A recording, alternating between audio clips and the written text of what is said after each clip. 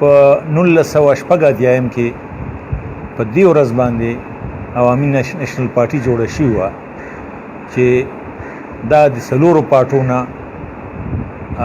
جوړه شوه.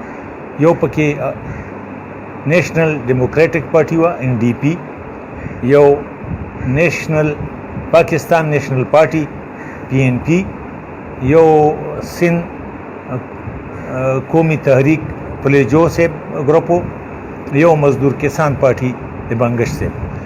د په نن ورځ باندې په کراچۍ کې په زرداری هاوس کې د دې پارټۍ بنیاد جوړ شو.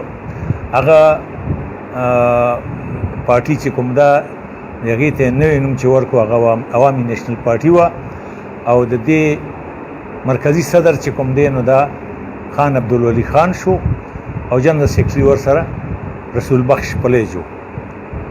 او په صوبو کې زمونږ د صوبې صدر چې کوم دی نو بیا دا لطیف افریدی، او داسې په سند کې فاضل راهو مرکزی سینیر نائب صدر، او د سند صدر دغه د زرداری سے پلار دا موجوده پاکستان صدر چې و د پلار حاکم علي زرداری زمونږ د سند صدر جوړ شو.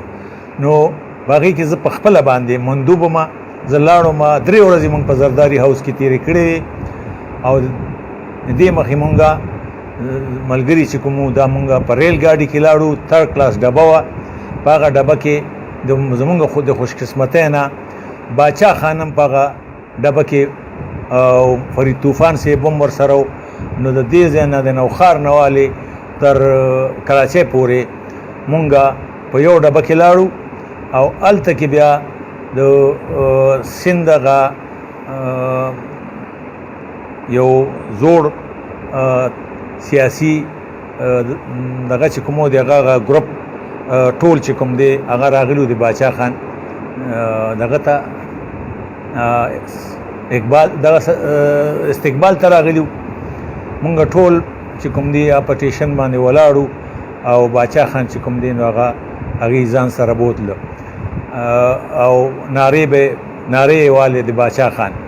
او بیا مونږ زرداری هاوس ته لاړو، 3 ورځې مونږ زرداری هاوس کې تیرې کړې، او بیا هلته عوامي نیشنل پارټۍ تشکیل شو. نو بیا مونږ د هغه مخې بهیر راړو.